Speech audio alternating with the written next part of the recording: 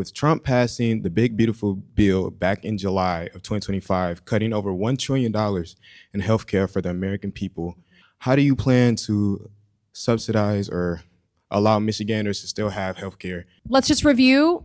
The president passed, and it's literally called the big, beautiful bill. That's not like a jokey way of referring to it. He basically said, starting in a year and a half from now, anyone on Medicaid who's under 64 years old has to have strict work requirements, and they got to prove that they're working every 6 months. Most people on Medicaid work already, but they're doing that because they know people won't get their paperwork on time, they won't know about the new requirements, and people will fall off. They're doing that on purpose. But the most immediate one is starting this November 1st. If you're on what's called Obamacare, your rates are going to go way up if you are a middle-class American. What are the healthcare companies doing? They're like, ugh, okay, they're cutting Medicaid, they're cutting Obamacare.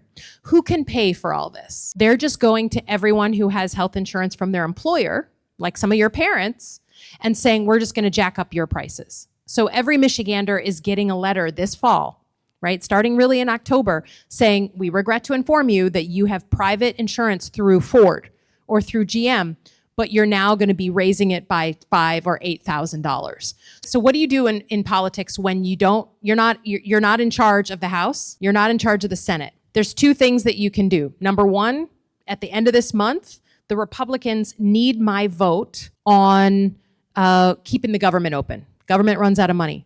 So you better believe I said publicly, if you want my vote, we're going to need to talk about reversing the Medicaid cuts, reversing the Obamacare cuts, and restoring all the health funding you cut, all the cancer research you cut. So I'm using my leverage in a negotiation because they need Democratic votes. And then the second thing, Trump tried to kill Obamacare in his first term, but he wasn't successful.